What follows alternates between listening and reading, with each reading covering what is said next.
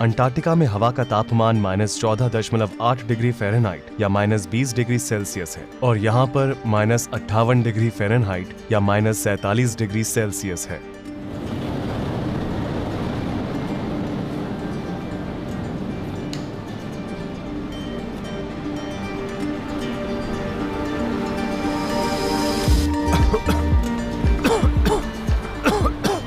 हमारे फेफड़ों को इसकी आदत नहीं है, इसलिए हमें बार बार खांसी आ रही है। यहाँ का मौसम बहुत ही ठंडा और शुष्क है। यहाँ की आबादी बहुत ज्यादा है। यहाँ करीबन 3 लाख लोग रहते हैं। याकुत्स्क रूस के ऑटोनोमस रीजन सखा रिपब्लिक की राजधानी है, जो कि नॉर्थ पोल से 280 मील की दूरी पर बसा हुआ है। क्योंकि यह जगह साइबेरिया के सबसे उत्तर पूर्व में स्थित है, इसलिए यह बाकी की दुनिया से बहुत अलग थलग लगता है।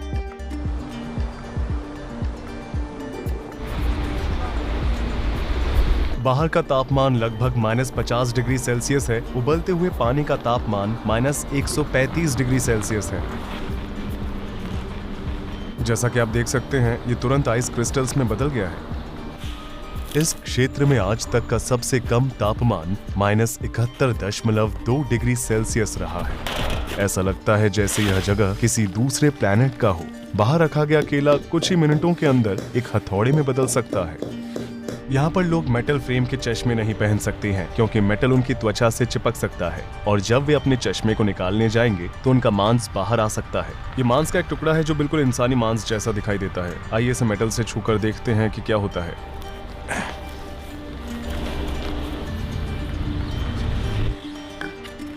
जैसा कि आप देख सकते हैं, ये पानी के पाइप हैं और इन्हें जमीन से ऊपर रखना पड़ता है, क्योंकि जमीन के नीचे पूरी बर्फ जमी हुई है। बात यह है कि शहर के नीचे 100 फुट मोटी बर्फ की परत जमी हुई है।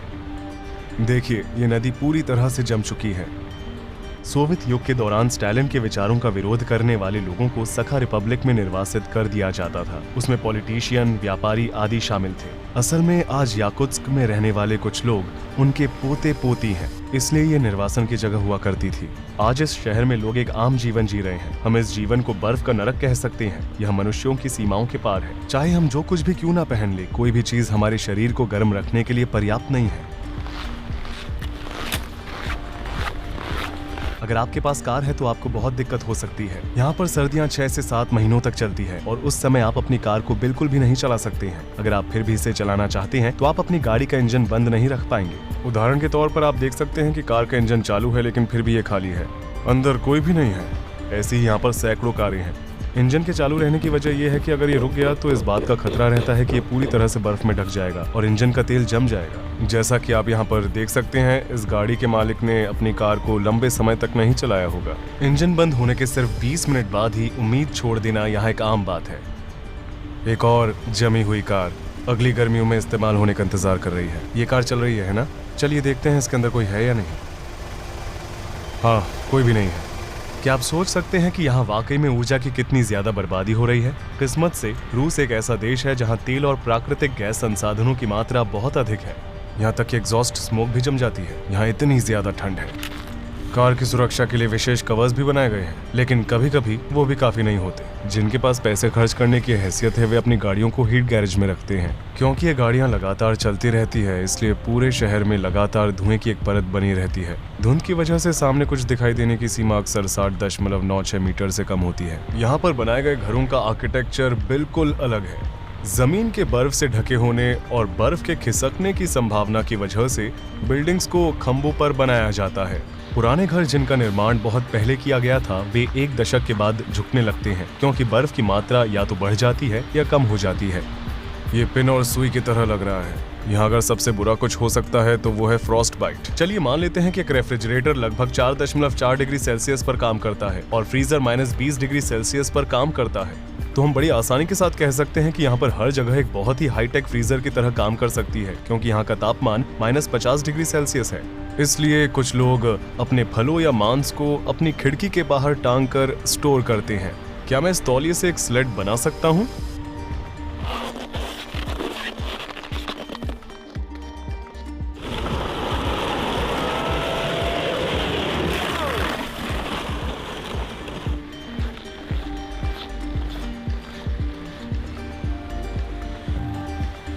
वीडियो बनाने के लिए मैंने बस 1 मिनट के लिए अपने ग्लव्स उतारे। अब मेरे हाथों में बहुत दर्द हो रहा है। मेरी पलकों पर भी बर्फ जम गई है। मैं बर्फ को निकालने की कोशिश कर रहा हूँ।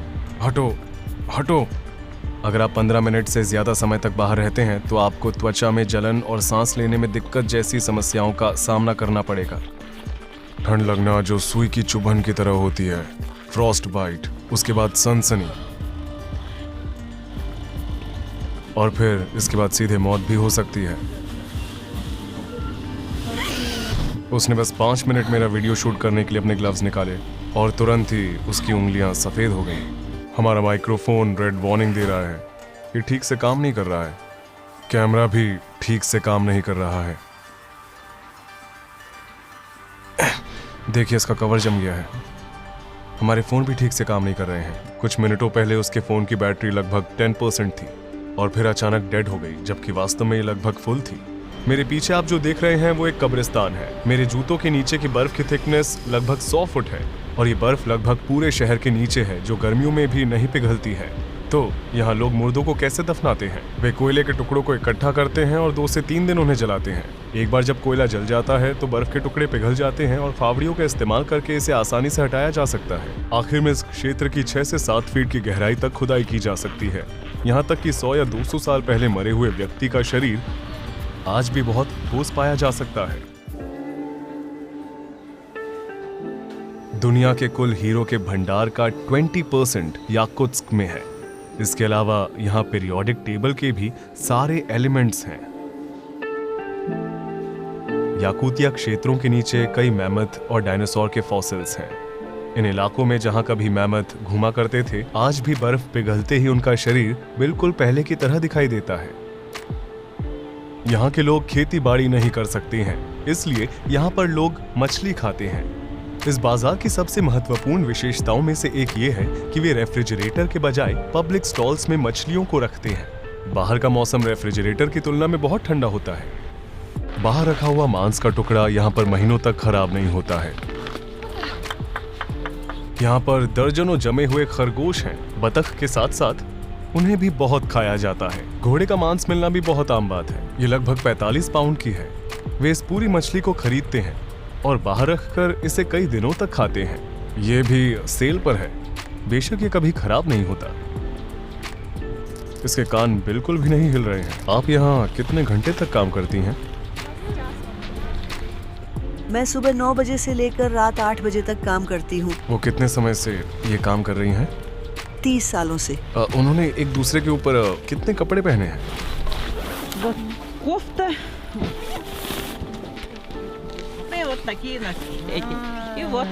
वे ऐसे फरों पर खड़े होते हैं ताकि अपने पैरों पर आने वाली ठंड का एहसास न हो।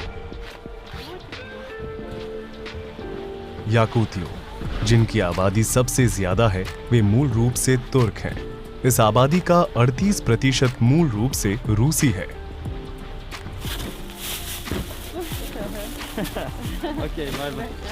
यहाँ ऐसे ही कुत्ते देखने को मिलते हैं। बिल्लियाँ यहाँ जीवित नहीं रह सकती हैं। केवल मोटे फर वाले मैमल्स ही यहाँ जीवित रह सकते हैं। यहाँ पर कारों के अंदर 2-2 शीशे होते हैं ताकि जब एयर कंडीशनर से इंटीरियर गर्म हो जाए तो तुरंत इसका तापमान कम ना हो।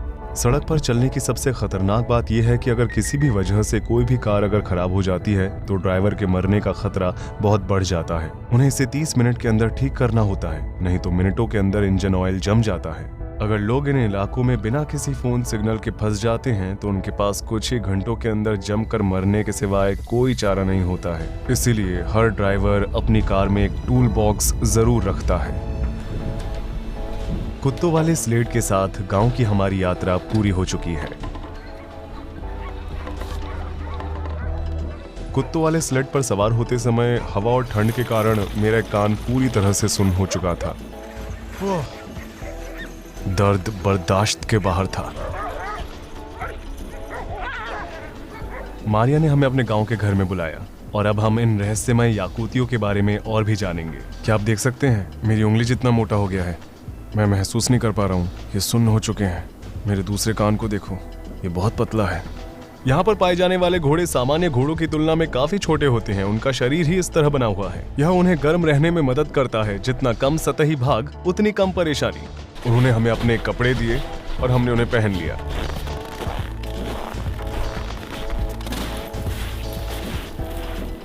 आप जमी हुई नाव को देखकर कह सकते हैं कि हम एक झील के ऊपर से गुजर रहे हैं।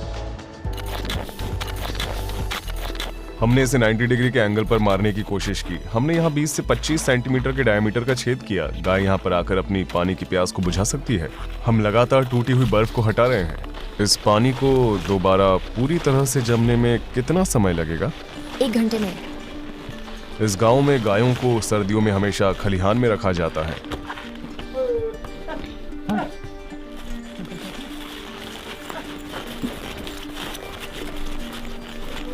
क्या उन्हें ठंड नहीं लगती? बेशक वे करते हैं, इसीलिए वे ज्यादा समय बाहर नहीं बिताते हैं। ये मुझे क्या हुआ है? आपको कान में फ्रॉस्टबाइट हो गया है। इसका ज्यादा समय तक रहना खतरनाक साबित हो सकता है। उन्हें इसे काटना पड़ेगा, है ना? अगर वे इसे बचा नहीं सकते तो वे इसे काट सकते हैं, क्योंकि इसके सेल्स पहले से ही मर चुके हैं। यह आपके कान के लिए है, जो कि एक ट्रेडिशनल याकुत्स्क मेडिसिन है जिसे भालू की चर्बी से बनाया जाता है। बियर? हाँ, इसे मेरे पिता ने शिकारियों से लिया था। ओह। इसे फ्रॉस्टबाइट और जलने के दौरान मदद मिलती है। अगर आप इसे पीछे से देखेंगे तो आपको साफ साफ दिखाई देगा। ये सच में बहुत सूज गया है। ये लोग इसे फ्रॉस्टबाइट कहते हैं। अगर मैं 15 मिनट और ठंड में रहा होता तो शायद मैं अपने पूरे कान को खतरे में डाल सकता था। यहाँ पर रहना कोई मजाक नहीं है। आपने अब तक का सबसे ठंडा तापमान कितना देखा है? यहाँ का सबसे कोल्डेस्ट टेम्परेचर -71 सेल्सियस था। आपके लिए ठंड क्या है? अगर मेरे पास मौसम के हिसाब से अच्छे कपड़े हैं तो -40 से पहले ये मेरे लिए रियल विंटर नहीं होगा। -41 से लेकर -48 मेरे लिए ठीक ठाक है। -40 से नीचे ठंड होती है और -42 से नीचे बहुत ठंड होती है, और हर एक डिग्री को महसूस किया जा सकता है। बेहद ठंड का मौसम आग की तरह चुभता है। हाँ, सच में मेरे कान में भी मुझे जलन महसूस हो रही है। लग रहा है जैसे बहुत गर्म हो गया हो। कभी कभी लोग बहुत ज्यादा शराब पी लेते हैं और कहीं बाहर सो जाते हैं, और बस एक रात बाहर रहने से कुछ लोगों के पास सही कपड़े नहीं होते और वे जंगल में चले जाते हैं। उनकी कार खराब हो जाने पर वे किसी को कॉल नहीं कर सकते, क्योंकि यहाँ फोन सर्विस नहीं है, और इसी तरह उनका किस्सा खत्म हो जाता है। प्रकृति के बारे में क्या राय है?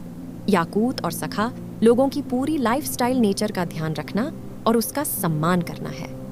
बचपन में मैं और मेरी फैमिली मछली पकड़ने, शिकार करने के लिए जंगल में जाया करते थे। यह हमारी जिंदगी का बस एक हिस्सा है, और हम हमेशा याद रखते हैं कि हम इस दुनिया के मालिक नहीं हैं। हम तो महज मेहमान हैं। मिसाल के लिए, हम हमेशा इस रिचुअल को फॉलो करते हैं कि जब भी हम कुछ बड्ढा करने जाते हैं तो हम हमेशा अपने साथ थोड़ा सा खाना ले जाते हैं और इसे जमीन पर छोड़कर प्रार्थना कहते हैं, नेचर प्लीज हमारे साथ शेयर करो, प्लीज हमें खाना दो। यह उस जमीन के मास्टर आत्मा के लिए है। आप मानते हैं कि प्रकृति में एक आत्मा होती है? हाँ, मिसाल के लिए जब हम जंगल में जाते हैं तो आपको जोर से नहीं बोलना, क्योंकि इससे स्पिरिट्स डिस्टर्ब हो सकती हैं। आपको वहाँ शराब नहीं पीनी चाहिए, मौज मस्ती नहीं करनी चाहिए, कचरा नहीं फेंकना चाहिए, न छेड़ो, न परेशान करो और न ही बिगाड़ हो। याकूत धर्म कोई ऐसी चीज नहीं है जो किसी किताब में लिखी गई हो या कोई चर्च जैसा हो। हमारे धर्म का एक सेंटर है, लेकिन वह बाकी धर्मों जैसा नहीं है। हम क्या करते हैं? हम हर रोज प्रार्थना करते हैं। यह कुछ वैसा नहीं है, बल्कि यह हमारे मन में है, हमारी लाइफस्टाइल में है, और ये सब कुछ नेचर से जुड़ा हुआ है। जो कुछ भी है, आप उसके लिए भगवान के बजाय प्रकृति का शुक्रिया अदा करते हैं। भगवान ही नेचर है। हमारे भगवान नेचर का एक हिस्सा है। अच्छा, अब मैं समझा। आप दक्षिण की ओर रहने के लिए क्यों नहीं चले जाते, जहाँ इसकी तुलना में गर्मी ज्यादा है? क्योंकि इन तापमानों में रहना किसी पीड़ा से कम नहीं है। ये आपके लिए टॉर्चर हो सकता है, लेकिन हमारे लिए नहीं। मैं और मेरी फैमिली यहाँ हैं, इसकी सबसे बड़ी वजह यह है कि मैं अपने परिवार, अपने माता पिता, अपने दादा दादी के करीब रहना चाहती हूँ। और दूसरा यह कि मुझे यहाँ का नेचर बहुत पसंद है। यह बहुत ही प्योर है। यहाँ की इकोलॉजी बहुत प्योर है। मेरे और मेरे होने वाले बच्चों के लिए ताज़ी हवा में सांस लेना बहुत ज़रूरी है। तीसरी वजह है हमारा कल्चर। मैं अपनी भाषा को बरकरार रखना चाहती हूँ, अपनी परंपराओं को बरकरार रखना चाहती हूँ और उन्हें आने वाली जनरेशन को देना चाहती हूँ। याकुत्स्क में गर्मियों का भी मौसम होता है। जुलाई में यहाँ का औसत तापमान लगभग 19 डिग्री सेल्सियस होता है। ग्लोबल वार्मिंग की वजह से बर्फ पिघल रही है और मैमथ के फॉसिल मिल रहे हैं, लेकिन इस वजह से हजारों सालों से छिपे हुए वायरस भी बाहर आ सकते हैं जिनसे आधुनिक मनुष्य का कभी भी सामना नहीं हुआ है। जब यूरोपीय लोग उत्तरी अमेरिका में बसने के लिए आए थे तो अनजाने में वे अपने साथ एक फ्लू भी लेकर आए थे, जिसकी वजह से ज्यादातर मूल अमेरिकियों को अपनी जानें गंवानी पड़ी और फिर उन्हें सदियों तक अलग थलग कर दिया गया था। फ्लू का हम पर कोई असर नहीं हुआ क्योंकि हमारे इम्यून सिस्टम बहुत मजबूत था। इसी तरह इन क्षेत्रों में बर्फ के पिघलने से जिन प्राचीन बीमारियों से हम सुरक्षित नहीं हैं, वे सामने आ सकती हैं और मानवता को ऐसे विनाशकारी परिणामों का सामना करना पड़ सकता है। देखने के लिए धन्यवाद। यह वीडियो रिडिस्कवरी नामक एक यात्रा वृत्तचित्र श्रृंखला का पहला एपिसोड था। मैं उन अनोखी जगहों पर जाता हूं जिनके बारे में बहुत से लोग नहीं जानते हैं और उनके बारे में व्यापक दृष्टिकोण के साथ वृत्तचित्र बनाता हूं। इस चैनल पर अगला आने वाला वीडियो रिडिस्कवरी का दूसरा एपिसोड होगा। मैं इस विशाल बर्फ के ढेर के अंदर गया और परमाफ्रॉस्ट की खोज की। पूरी डॉक्यूमेंट्री श्रृंखला के दौरान हमें -67 फ़ारेनहाइट में अविश्वसनीय दैनिक जीवन के बारे में पता चला। ये रहस्यमयी याकूत लोग और उनकी आश्चर्यजनक संस्कृति। यदि आप उस वीडियो को मिस नहीं करना चाहते हैं और हमारे सभी वीडियो देखना चाहते हैं तो सदस्यता अवश्य लें। मैं मेरे साथ इस प्रोजेक्ट को बनाने के लिए अपनी टीम को भी धन्यवाद देना चाहता हूं। अभी के लिए अलविदा।